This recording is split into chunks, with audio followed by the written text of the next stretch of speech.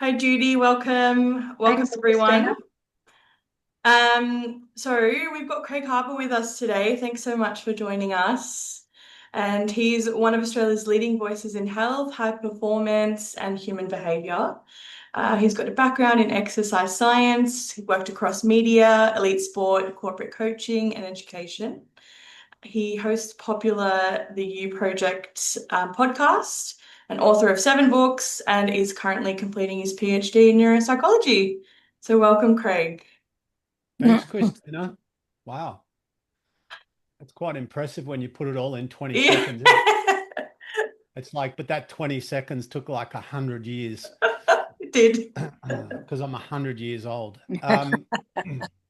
So, so I'm going to be really casual today in that obviously I've got a fair bit to talk about, but it's a very small group, which is great. The good thing about a small group is we can make it intimate. I can make it specific to what you want to hear. Um, for me, it ain't about me, but for me as a presenter, what is really helpful is for those of you who can have your camera on, I would love that. Those of you who can't, totally understand. So no pressure or expectation, but it's just as a presenter and a teacher, it's much easier to see faces than black boxes. The next thing is, as we were talking about, thanks, Shani, appreciate you. Um, as Christina was talking about at the start, so I guess I'm a coach and a teacher. I'm an exercise physiologist and I'm a researcher in neuropsychology. And I want to talk to you about all of these some of these health variables. I want to make it I want to make it as specific as I can to you, as relevant, as inspirational, but also as helpful. And so as somebody who does a lot of this, um, I'm interested in what we do over the next 45, 50 minutes, but I'm more interested in what transpires off the back of it. So, we know that improving health and improving outcomes and changing behaviors and recognizing patterns or I guess habits and rituals that are working and not working, and then being able to do something about it. It's really about our ability to operationalize, or in other words, put into action the things that we hear that are relevant for us. Just going to turn off my heater because it's 1,000 degrees in this room. So I'm going to share lots of stuff. My preference is that you take notes, and the reason I say that is because the more that you write, the more that you remember. The more that you remember, the more that you can put into practice. The more that you put into practice, the more outcomes and positive shift you can make. And so listening to somebody talk for an hour without writing a note is, by the way, you can do whatever you want. But my experience is that if you listen to somebody for an hour, 1 hour after the talk finishes, you've forgotten 95% of what they said, and you can't put into practice what you can't remember. So, and I want to inspire you and all of those things, but I really want to give you information and ideas and strategies that are actually practically helpful, not just, a whole bunch of stories and, philosophical constructs, but rather, open a few doors on the mind and the body and healing and our immune system, and hopefully all of the things that are relevant and relative to you. Having said that, because it's such a small group, Christina, does everyone know how to put up their electronic hand? Do all of you know how to do that? If not, put up your actual Yes. hand. Those of you who I can see you, if you've got a question, thank you, Kirsten. If you've got a question or a comment, or you want to chuck something in, I'm all good. I'm all good. So let me give you a little bit of a background. So I was a morbidly obese kid. I was nearly 100 kilos when I was 14 years old. That was my background. Um, Terrible athlete, not a very good academic, a bit cheeky, a bit creative. Um, uh, Back in the days when, political correctness didn't exist, I was the fattest kid in my school at 14. My name all through school was Jumbo. So parents, teachers, kids call me Jumbo. They didn't call me Craig. There's no self-pity in this. This is just my history.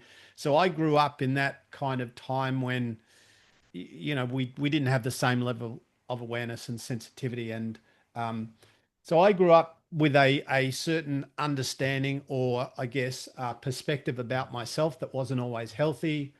That led me to having a bit of an epiphany at 14, 15, getting in shape, losing a whole lot of weight, and becoming mildly obsessed with my body and fitness and health. And because I was wildly insecure, and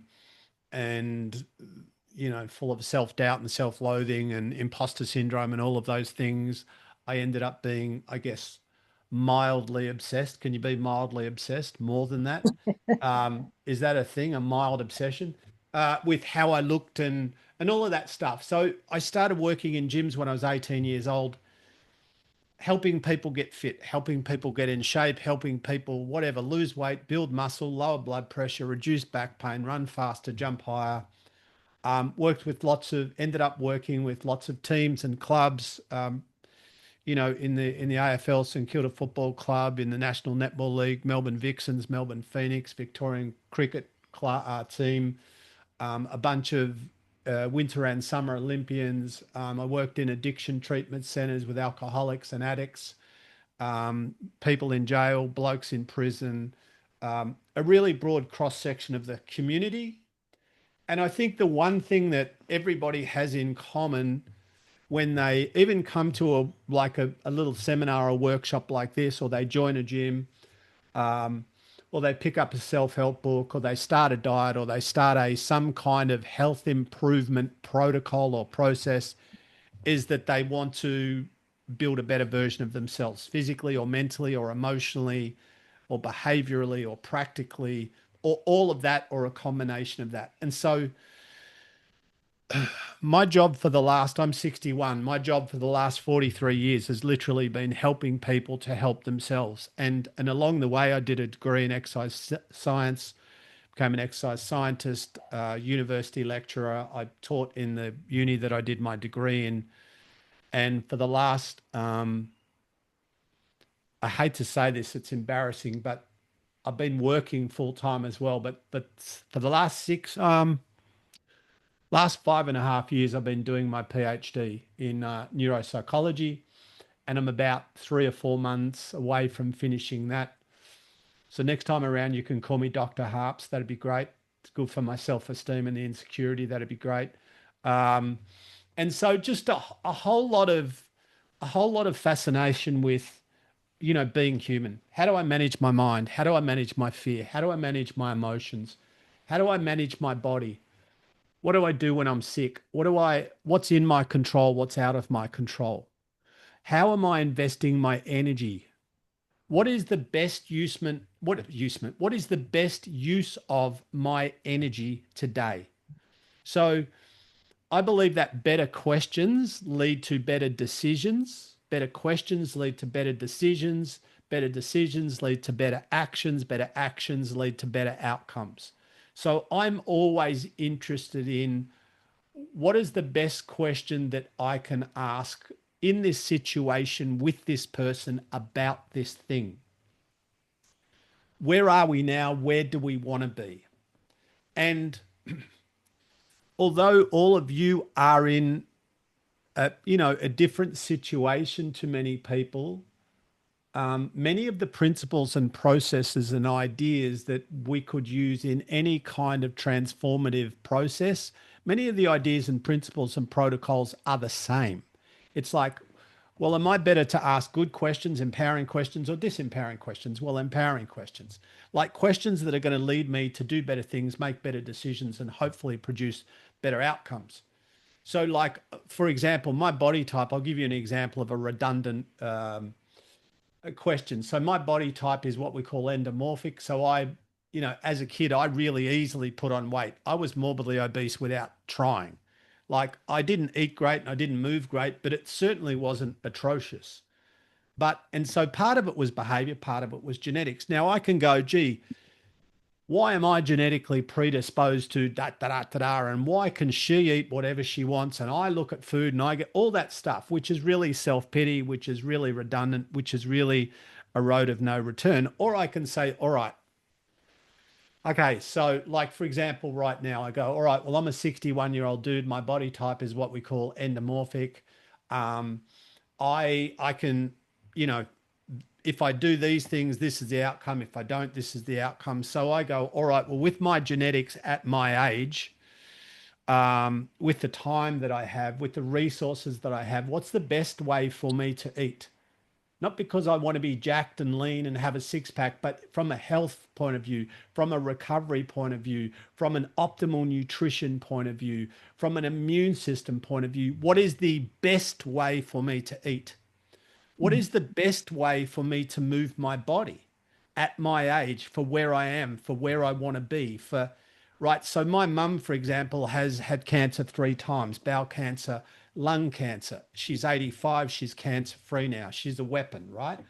My dad's also 85, he's 86 in a minute. He's had 2 heart attacks. They both train, they both exercise, they both, I won't say they eat optimally, but I'm going to say they eat 8 out of 10, 9 out of 10. So even when I'm working with talking to my mum and dad who are, heading towards the finish line with respect, God bless their little socks, we're still talking about lifestyle. We're still talking about optimal nutrition. We're still talking about movement and exercise. We're still talking about sleep. We're still talking about recovery.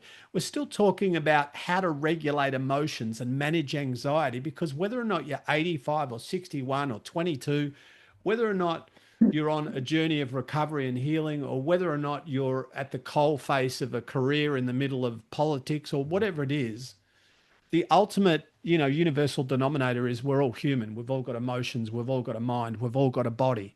We've all got to make decisions. We've all got to do stuff every day. And so I think one of the things that I want to share with you is that there's no, for most things, I'll preface that with for most things, there's no best diet or best workout or best lifestyle or best protocol that works optimally for everyone. So, what we're trying to do, what each of you are trying to do, what I'm trying to do, is we're trying to figure out what's the best operating system for me.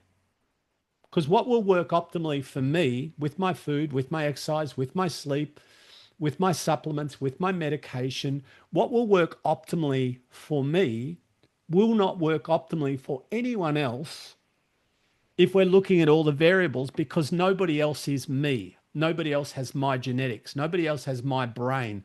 Nobody else has my nervous system, cardiovascular system, metabolism, and so on. That's not to say there won't be similarities and overlap, but what we're trying to do is we're trying to figure out what is the best protocol for Shani? What is the best protocol for Therese, Kirsten, Nicole, Judy? Like, what is the best operating system for? And of course, we're going to do our treatment, whatever that is, right? But then on top of that, what are the other things that I can manage? And so I've been fascinated with the brain, obviously with the body, that's where I started, but the brain, the mind, and really fascinated with, by the way, feel free to stick up your hand if you've got a question or a comment. But I reckon almost fascinated is not intense enough, maybe borderline obsessed with the relationship between my mind, and I mean all of us, the mind, emotions, so thoughts, emotions, cognition, brain, and the body. And the way that our body, this is amazing, the way that our body, our physiology responds to our psychology. And and I guess one of my first breakthroughs and revelations and insights working with people when I was young. By the way, I started personal training when I started working in gyms at 18. I started personal training at 22. And at that stage there, to my knowledge, there were no personal trainers in Australia. So remember, that's nearly 40 years ago. And I opened the first personal training center about a kilometre from where I'm sitting right now. And that was in 1990. Wow. I'm a fossil. I'm a dinosaur. I'm a T-Rex. Anyway, well, that was 35 years ago. So I opened my first personal training center. But, and so, and then I employed 500 trainers. I opened 4 centers and all of the stuff, right? So I personally did over 50,000 PT sessions. Not my team, me. And my team, we did somewhere in excess of 3 million PT sessions over a quarter of a century that we were operating, right? And um, so that's a lot of experience. That's a lot of conversations. That's a lot of interacting with different people, with their own brain, their own mind, their own body, their own genetics, their own beliefs, their own terror, their own fears, their own values. And then for me, realizing that how much I can help this person with their body is in many ways dependent on how well I can understand their mind. Because in many ways, the mind and the brain control the body, at the very least, influence the body. And so, me realizing, well, this guy wants to get in shape and he's got a program and he's got a reason and he's got goals and he's got a gym membership and he's got me to talk to. He's got all of the things that he needs to change his body, but he throws in the towel every 3 weeks. He joins the gym, does all the things, then stops. Or he eats well and then he eats terribly. He does the thing and he stops the thing. And there's no judgment in this. For me, there was only curiosity. I'm like, what? Why is that? This guy's got good genetic potential. This guy's a smart guy, or this lady is a smart lady. She's got the resource. She knows, you know. And again, just curiosity, because we have this habit, and this may not be you, but I'm talking broadly. We have this habit of starting things that we don't finish. And so even doing things which are contradictory to our own well-being in the moment, and we even make a decision to put something in our body that we know is actually not a good thing to put in our body, especially if we're trying to recover, boost our immune system, heal, all of those things. Again, no judgment, no criticism, just awareness. So I became really fascinated with the psychology of people's behavior around their body, their relationship with food. There's an idea. Their relationship with food, the psychology of eating, the emotion of eating, the sociology of eating. So for me, when I was, I'll just be blunt, a fat kid, a fat teenager, I used food as almost my drug of choice, because in the middle of what often wasn't a fun experience, my life, it often wasn't fun. It wasn't terrible, but food would make me feel great. And so what food would do, it would produce a dopamine response in my brain, which made me feel happy. Just like for somebody using some other drug, in inverted commas, it would produce also a dopamine result. Or someone who's a gambler, or somebody who is relentlessly buying stuff online that they don't need, spending money buying shit they don't need with money they don't have, because it makes them feel good. Nobody does something, choosing something that makes them feel bad. And so the thing that we are addicted to sometimes in the moment is producing this temporary biochemical state where, oh, now I don't feel bad, now I feel better. And then, but an hour later, now I'm back where I was, right? And again, this is just awareness, this is just curiosity. And so me trying to understand me, because I would simultaneously hate the way that I looked, but then also go and eat 4 bits of cake. Because the way that I looked made me feel bad and sad. The cake would make me feel amazing. And I'd eat the cake and then, but by the way, I'll start tomorrow. And that I'll start tomorrow was a year after year story for me and also for many others. And so the getting better, getting well, optimizing me, optimizing my genetics, optimizing my brain, it is very much an exercise in, well, this is tough, right? My PhD is essentially in self-awareness, but it's very much an exercise in self-awareness. I say self-awareness underlined, highlighted, not self-loathing, not self-loathing. Self-loathing is destructive, not productive. Self-awareness is great. So we're not beating ourselves up. We're just acknowledging what we're doing that's working. You know, so sometimes if I'm sitting with somebody, I'm going to say to them something like, tell me two things that you're doing right now which are really good. They're productive, they're healthy, they're moving the needle. These are positive, practical things that you're doing consistently that are helping you heal or recover or work better or think better or be happier. Boom, go. And they'd tell me two things. I'm like, amazing. Now tell me two things that you're doing that are kind of stupid. And you know they're stupid, and you keep telling yourself you're going to stop them soon.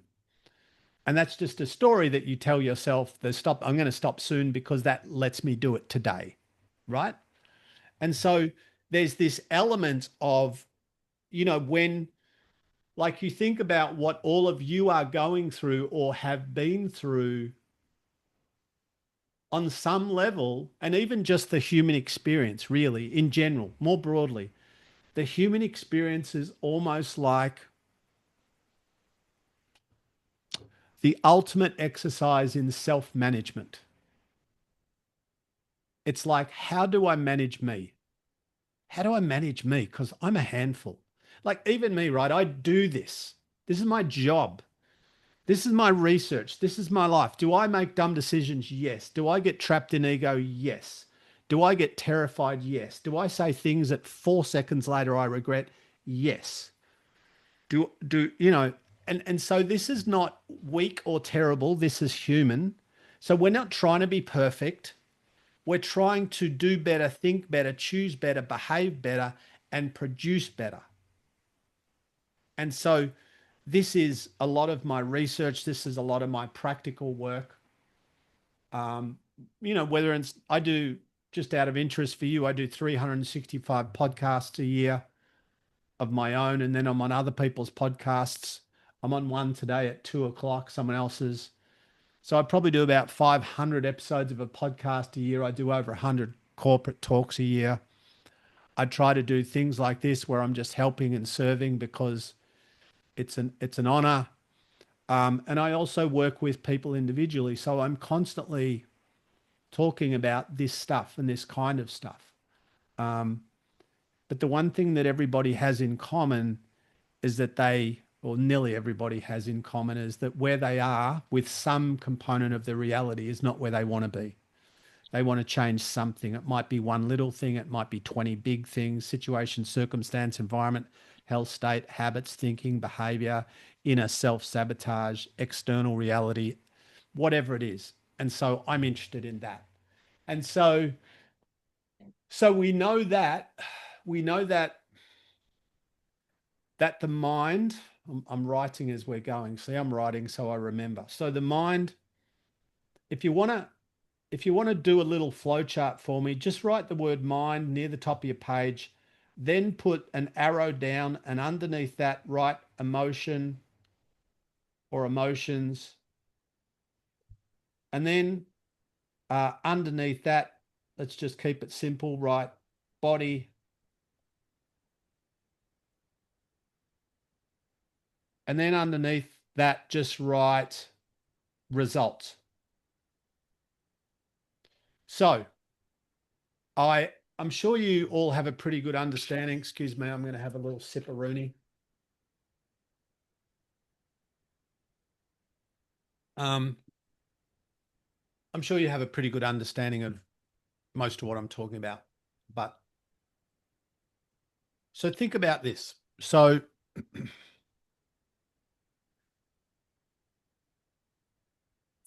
there's, let me see, 3, 5, there's 15 of us on the call right now. And I'm getting to a point, but so there's 15 people on this call. Some people will listen to it later. To all you people who are listening to it later, I miss you. Where are you? But I'm glad you're listening. I think about, so there's 15 of us on the call, and the objective kind of consensual thing that's going on is we're all on the same call. We're all listening to the same bloke say the same things at the same time on the same day. And so the stimulus is the same. We're all on a Zoom call. We're all listening to Craig Harper for better or worse. Um, it's 11:31. Well, where I am, it is. Um, and so that's kind of what's happening on a macro level. But on a micro level, as an individual, we're all in the same situation, but none of us are having the same experience. Like none of us are in an identical emotional, psychological, physiological experience right now. And so what we know is, because just humanity tells us this, and observation tells us this, and common sense tells us this, is that somebody listening to me right now, somebody in the middle of this process right now, could be their reality could be fascination. They're like, right now they're fascinated because they're like, wow, this is interesting stuff. This is interesting. I'm glad I showed up for this. He is interesting. This is interesting. This might be helpful, blah, blah, blah. So their in the moment experience might be one of fascination and hope. Somebody else could be going, oh, this is a little bit complicated. This is a bit scientific. I wish you'd kind of dumb it down. I don't, like their in the moment experience could be confusion. Like they're interested, but they're a bit confused. Somebody else might be thinking this is a load of crap. Who got this guy? He's the worst we've ever had. Please do better, Christina. And then their in the moment experience could be, well, this is garbage. I'm bored. And let's pick a fourth person who's like, oh, wow, this is exactly what I needed. This is what I needed. This is inspirational. I'm motivated. This makes sense. And so they're feeling a bit inspired. Now, each of those four people are having a disparate experience, a different experience, despite the fact that we're all in the same situation. And here's the thing, for the person who's confused and finding it a bit overwhelming, their literal reality is one of confusion. And for the person who's inspired, their experience is one of inspiration, and so on and so on. And so what's important in this is to understand that we are influenced, of course, by what is going on in our world, situations, circumstance, environments, even within our body. All of those physical, observable things. But our experience is largely created by the way that we process information, the way that we process data, the way that we process experiences, the meaning that we give things. Now, let me give you an example with the little flow chart, mind, emotion, body, results. Now, let's say, for example, by the way, are you all going okay with this? Can I just check in? Is this horrible or is this all right? It's all right because I'm very insecure. So thank you. Good. I've got a lot of issues. Please love me. Now, let's say, for example, um, so I'm sitting here, I'm talking to you, and I'm home alone, which I am. And all of a sudden, I hear noise downstairs. Now, I know the doors are shut, the windows are shut. There shouldn't be noise downstairs. I don't have a dog. There's not another human in the house. All of a sudden, I hear a noise, or I think I hear a noise, right? Now, my mind, which is the inventor of reality, my mind goes, oh my God, there's somebody in the house. They've got a weapon. There's probably 3 people in. No, there's 10 people in the house, Craig. They've got weapons. They're going to kill you. They're coming up this, whatever, right? So I start telling myself a story. Now, the truth is nobody's downstairs. Something just fell over. It's all good, right? But in my mind, I tell myself a story that something's wrong. The reality is nothing's wrong, but I tell myself something's wrong, that I'm in danger. And now, so that's the mind, that's the story. I created that story based on what I thought, which wasn't true. And then the emotional response is, well, now I'm scared. Now I'm fearful. Now I'm anxious. Now I'm maybe even angry that someone's come into my house. I'm simultaneously angry and terrified. So mind, emotion. Then once I believe my story, oh, this is terrible, this is a catastrophe, I'm in danger, I believe my story. And then my body believes my story. So now my heart rate goes up, my breathing gets quicker, my blood pressure goes up, My sympathetic nervous system, which is fight or flight, kicks in. My endocrine system starts to produce stress hormones, adrenaline and cortisol. And now, even though I don't have a reason to be scared or stressed or anxious or paranoid, nothing, because nothing's actually going on, even though nothing really happened downstairs, there is no intruder, nonetheless, I am now in a completely self-created stress state, a state of anxiety, a state of self-produced trauma, right? And this happens all the day, all the time. Now, knowing that doesn't fix that. But what it is, it's a really good awareness to have. And the awareness to have is that, oh, my mind affects my body in a real way. My thoughts have physical consequences.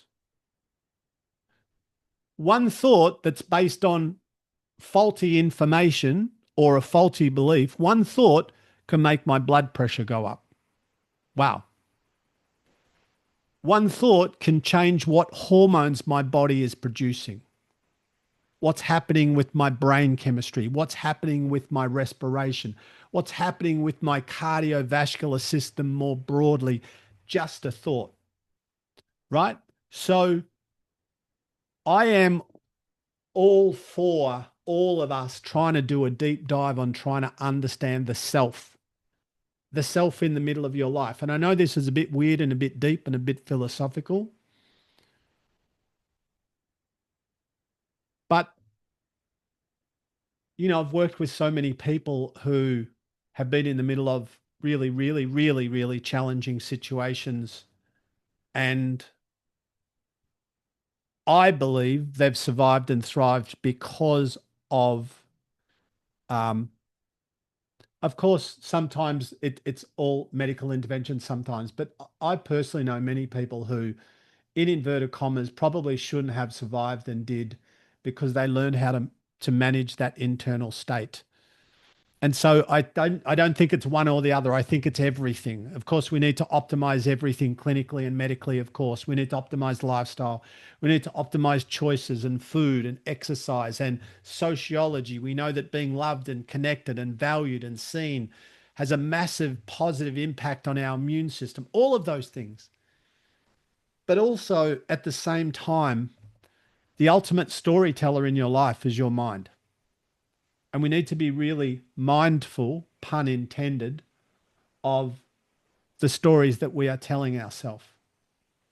There's a really interesting area of research called psychoneuroimmunology, PNI, which some of you might have heard of.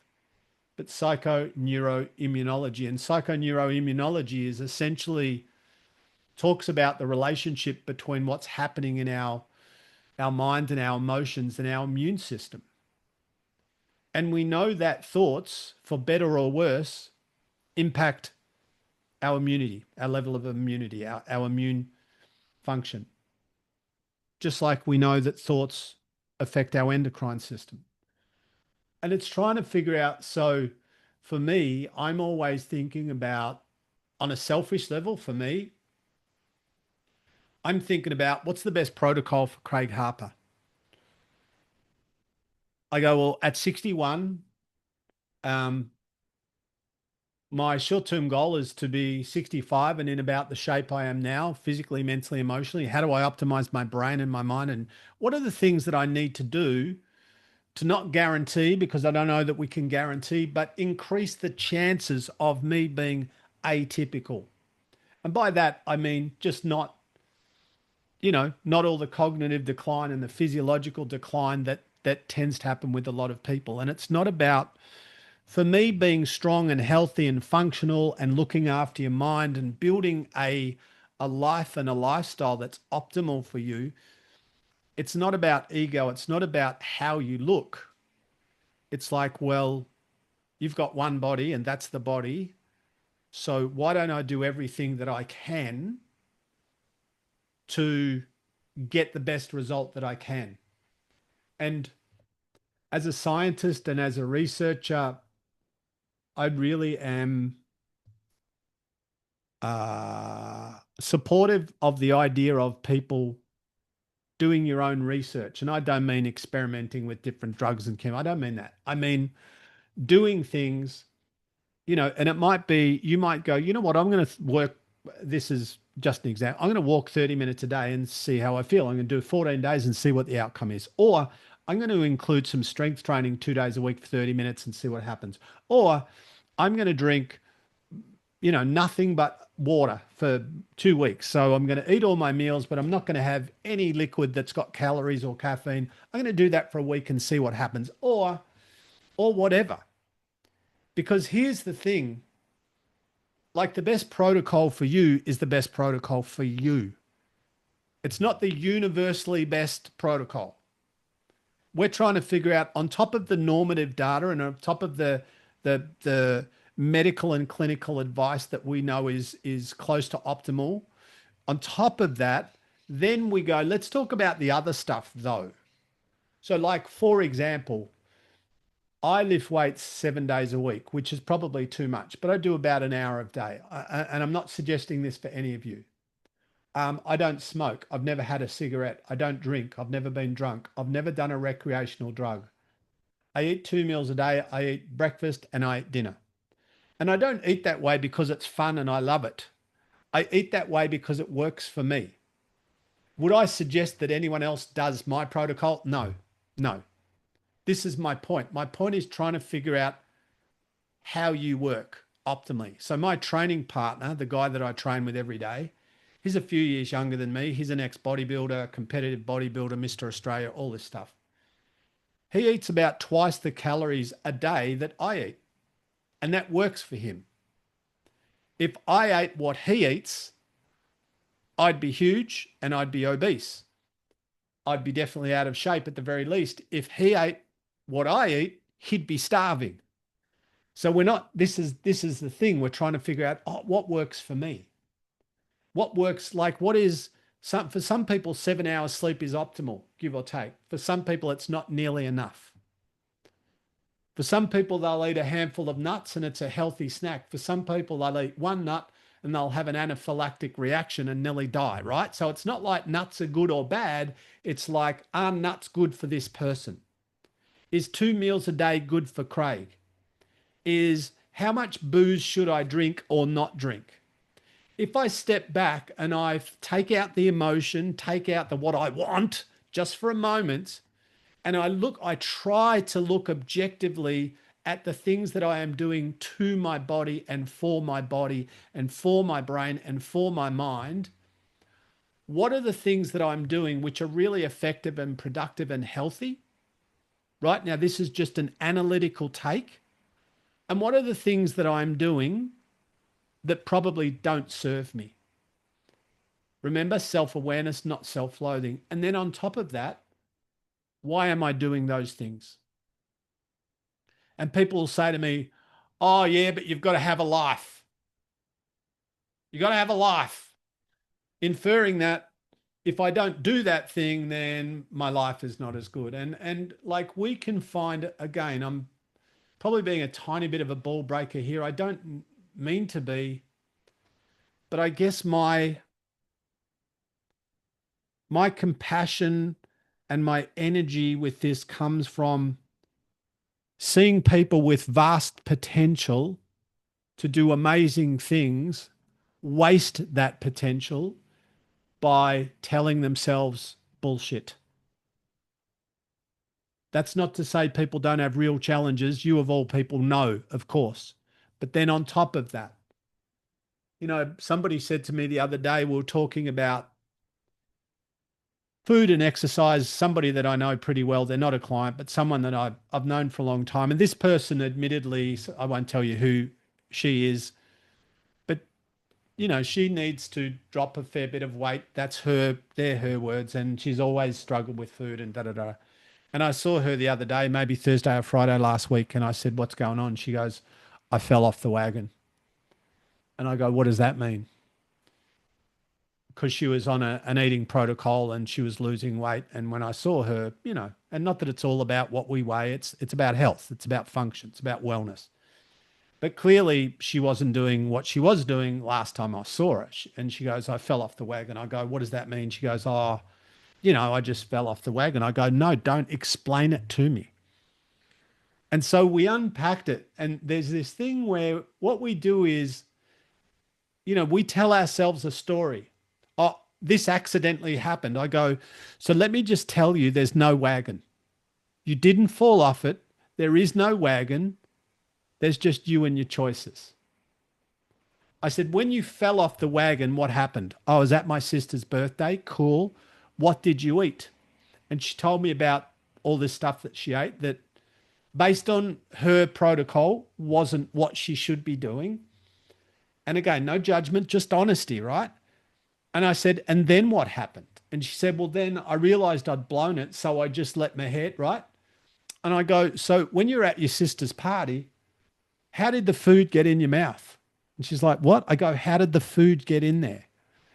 And obviously I'm being a little bit cheeky. And she's like, well, what do you mean? I go, so you made a choice, right? So you went, I'm eating this. You made the decision, you put the food in and so on. And again, and until we get out of this loop of telling ourselves stories and rationalizing bad behavior, and there's no wagon, there's just me and my choices. There's just me and my psychology and my physiology. And like every room of humans that I talk to, if I say to them, would you like to be a mentally, emotionally, and physically better version of you than you are now? If there's 100 people put up their hands. And then the next question is, will you do the work? And the truth is, most people won't do the work. And so a lot of the things that you and I need to do to build this better operating system, this better whatever it is, lifestyle, diet, better outcomes, sometimes the things that we need to do are not the things that we want to do. And so it can be, so now I'm just being the pragmatist and the realist. Sometimes it just means leaning in and and a bit of short-term pain for some long-term gain. And one of the challenges with us is, our brain is very much wired for safety and also pleasure. And so the story that we tell ourselves sometimes is, I'll do this now and then I'll start Monday. Monday, of course, being the stuff starting day. But, the truth is that I guess the good news is, we have incredible potential. I'll finish with a story of a friend of mine. So his name's John. And 7 years ago, he was driving a ute. He's a welder, boiler maker. He was driving his ute and he had gas bottles on the back. And the gas bottles exploded. And when one exploded, the next one exploded and it blew up the car that he was driving. It blew the roof off the car. And it shattered windows in houses for like 400 meters in either direction. And it was so traumatic and so big that the first responders initially thought it had been like a terrorist attack, or it could have been. And it was so, like, what they saw was so devastating that they assumed that nobody could have survived that. So they just saw a lifeless, what they thought was a lifeless body in the car. And because they didn't want to risk a secondary explosion, they waited until, I don't know what they wait for, but they waited for an hour or so until it was deemed safe. And then they went to do a body retrieval and he wasn't dead. And they had no idea how he wasn't dead because they thought nobody could survive that trauma for 10 seconds, let alone, an hour. And they got to his body and they got to him and somehow he was alive. They did not know how, because he'd just been literally in an explosion. And so they put him in an ambulance, and his wife family had already been contacted. They hadn't confirmed his death, but they said it's just a matter of time. Then they had to ring her and say, listen, he actually isn't dead. We're taking him to the Alfred, but he probably won't make the trip. He made the trip, and I could make this last longer, but I'll try and be brief anyway. He He had a severe brain trauma, spinal cord injury, ruptured his aorta, like a million different or partially tore his aorta. I mean, like so many devastating injuries that any one of them was enough to kill him, but he had multiple injuries. And they ended up doing multiple surgeries. The first surgery was something like 20 hours. They said he probably won't survive. And they also said, by the way, it's probably better that he doesn't, because even if he survives, he's got a TBI, a traumatic brain injury. He'll be a quadriplegic. He's got a spinal cord injury, all of these things. The quickish version is he was in hospital for about 6 months. I used to go and visit him. For the first month, he was in a coma. And I would just talk to him and tell him to, you know, get his shit together so we could get out and do his recovery and all of this. I didn't know what the outcome was going to be, but I just knew that me being positive and me talking to him and me being normal, and that at the very worst, it was going to do nothing. It might do something. At the worst, it might do nothing. And whatever will be, will be. I started training him in a wheelchair 6 months later, um, uh, doing his rehab. We started with a broomstick, or not a broomstick, but a piece of dowel, that timber that I guess it weighed, I don't know, 200 grams, like a fifth of a kilo. And I just started doing push pull movements with him. He had some movement in his arms. Anyway, 7 years later, I'm training him today at 4 o'clock. Um, he walks with sticks. He drives himself to the gym. His upper body strength is amazing. His legs are still pretty wobbly. But he, like I said, he walks with sticks. He's got a beautiful wife and a beautiful family. And I've never seen a body more devastated than that body. And he was just in all, I've trained him, I don't know, 3 times a week, 150 times a year, 7 years. What's that? 1,000 times. And honestly, I'm not just saying this because it sounds inspiring. And in 1,000 sessions, he's never been anything to me except grateful and hopeful and optimistic. And he's never gone, this is too hard, I don't want to do it. He's never whinged, he's never bitched. And if he did whinge, I'd totally understand. Like, I literally sook more than he does, and I have nothing to sook about. Um, so I just want to encourage you on your journey. I appreciate you allowing me to come and talk to you. Um, like Christina said, I have a podcast, which you can see behind me there, which is called the You Project. If you're not okay with swearing, you will definitely do not listen to my podcast. It's the Little Sweary Express. Um, Also, follow me if you want more stuff like this, also quite sweary. So, again, if swearing's an issue, don't follow me on Instagram. But on Instagram, it's just Craig Anthony Harper, all one word. And I share things every day, 3 or 4 times a day, quite often. Um, and thanks for having me. I appreciate you. Thank you so much, Craig. Does anyone have any questions or any insights for Craig before we sort of wrap up? Not really. That's Don't jump okay. out all at once. Clearly, hi, Penny. Hi, Craig. I was just going to ask you, like, how, when you sort of got a bit of an overwhelm of like, everything that's going on, how can you sort of drill down and make some, simple goals? Yeah. Okay. Have you got your pen ready? I do. I started writing mind, emotion, body's result. I need to Okay. keep filling it in. Write this down for me. This is a Okay. question I use every day because, and again, I'm sure your day-to-day reality is tougher than mine, but my life is chaos. But in the middle of here's a beautiful term, everyone. It's called equanimity. Equanimity. It's spelled EQUINIMITY. Equanimity. And equanimity essentially means being the calm in the chaos. It's very Eastern kind of idea. But I love the thought of being able to be. So even if shit's going down, it's messy, it's chaotic, people are losing their whatever. In the middle of all of that, I'm okay. You're okay. But in answer to my advice to you, Penny, would be, so every day I get up early. Like this morning, I got up at 5:30. I walked for an hour in the dark, and then I get to the cafe and I sit down at the cafe, and this is my every day of the year, 365 days of the year question.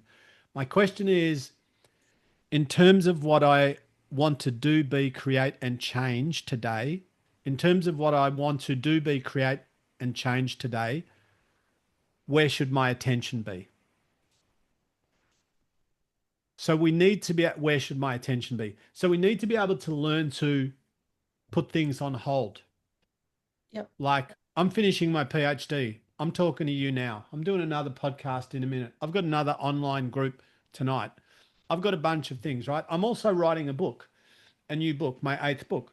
But what I've done is with that book, I just put that book on the old shelf for right now. I'm excited to write that book. I want to write that book, but I just right now, practically, I just don't have the time. So once I finish my PhD, that'll get taken off the shelf and so on. And we can't do 27 things well at the same time. So it's trying to figure out today, what's my priority list, and where does my focus and my attention need to be today to get done what I need to get today. And, you know, um, look, that feeling of overwhelm is not weakness. It's just normal. It's human. And over time, just trying to learn how can I manage my mind and emotions, what's in my control, what's not, and trying really, it's very much easier said than done, but trying to get to the point where we're not wasting emotional energy on things that we can't control. Yep. I really liked your thing of two good things and two stupid things. That's Yeah. quite a powerful. Yeah. Yeah. Well, even for myself, I say, I asked myself that yesterday because I was talking about this with somebody, and they said, what are your two things? And I Mm. said, well, I'll tell you one anyway. One is I don't stretch enough. I know this is not, world changing, but like I do everything else for my body pretty well, but I've got the flexibility of a ceramic tile, and I hate stretching and I find it boring, but it's good for me, but it's something that I just need to do more of. So I will probably do none of it today, but I'll tell everyone I did because I'm a liar. Thanks for being honest. No, I'm only kidding. I need to do that. I need to do that. Let's do one or two more questions if there is one or two more. And then I'm going to go eat some cake. Hi, Kirsten. Turn your mic on. There you I've go. got a question. It might be similar. With that, the notion of knowing that there's a mind-body connection, and if something's happening at a physiological level because of going through treatment, etc., and it's causing some worry, concern, even panic or whatever, then sometimes I might, if I can't regulate myself, I mean, I try to, but there's a challenge in regulating oneself. But then there's that little fear loop of thinking, oh God, what's going to happen because of the mind body connection, that I've got this fear going on and these thoughts going on. Is that going to affect me even worse? So it's Yeah. like a self creating loop that can come from that, which is a bit scary for me. Yes. 100% understand. Okay. So psychology affects physiology and physiology affects psychology, right? So it's a two-way interaction. So when you are anxious, your sympathetic nervous system is activated, fight or flight. What we want to do is we want to activate your parasympathetic nervous system, which is the calm the farm. And so sometimes, and I've used this many times, I don't really suffer from anxiety. I'm very lucky. But for some people, I mean, have you heard of box breathing, Kirsten? Do you know what box breathing is? So, yeah. So box breathing, for those of you who don't know, there are a lot of different protocols, but like a really common one is 5 or 6 seconds where you breathe in for 5 seconds. Let's say you hold it for 5 seconds, You breathe out long and slow for 5 seconds, and then you hold it again for 5 seconds. And you do that like 5 or 6 times through, and your body can't help but calm down. And so that will generally lower your blood pressure, regulate your breathing, activate your parasympathetic nervous system, and bring that down a little bit in the moment. That's just a practical thing. But yeah, it's tough. Yeah, I love that. So you're saying bring it back to, instead of being concerned of the mind, of the body, come back to actually take it the other way and go into the more Yes. somatic stuff, so that body can then start to influence the mind. It's a two-way system, right? And it's like one of the dumbest things, but well-meaning, but stupidest things we humans say to someone who's worried is don't worry. It's like we say it all the time. Oh, don't worry. That's like saying to someone who's tall, don't be tall. Like, it's ridiculous. It's a nice thought, but it's a stupid kind of strategy. So if I'm around someone who's having a panic attack, I will often grab their hands and I'll say, okay, look at me. And I'll just go, you're okay. I go, do you trust me? And they go, yeah. I go, you're okay. And I my wish you were energy, here yesterday. so my energy helps their energy, right?